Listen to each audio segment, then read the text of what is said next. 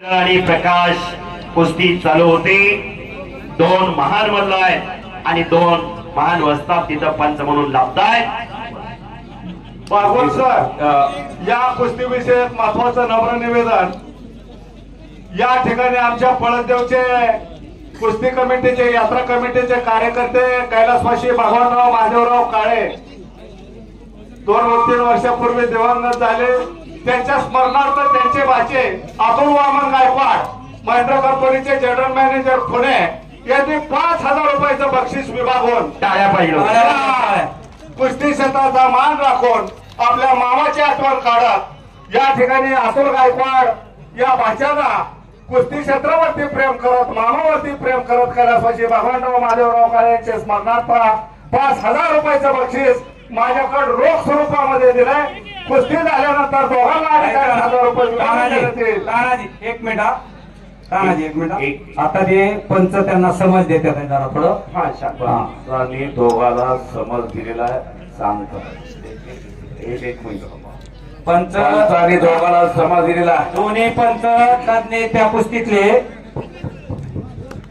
पळसनाथ यात्रा कमिटी आज एक विशेष उल्लेख केला पाहिजे। मेरे खासबाग मैदानला तानाजी एक मिनिट शांत बसा जरा शांत पैक आता 10-15 मिनिटं राहिलेले शांत बसा टाळ्या वाजवा एकदा सगळ्यांनी सगळं।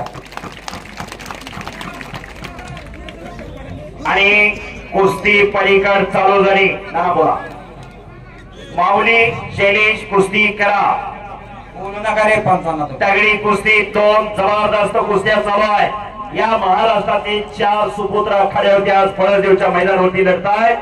माऊली कोकाटे शैलेश शेळके महेंद्र गायकवाड आणि प्रकाश बनकर महेंद्र करतो गेल्या वर्षीचा 2023चा उपमहाराष्ट्र केसरी तर प्रकाश बनकर हा सरसनगर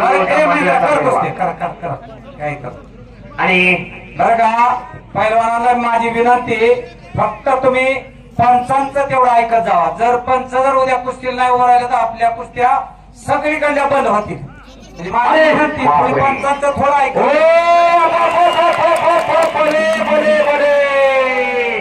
माऊली कोकाटे विजय झाला संपलेल्या कुस्तीमध्ये।